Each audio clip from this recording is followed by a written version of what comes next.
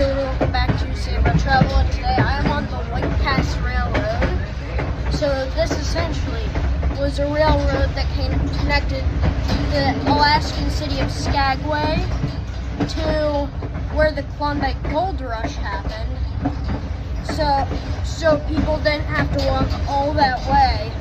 Of course, it was built close to when the Gold Rush started closing up.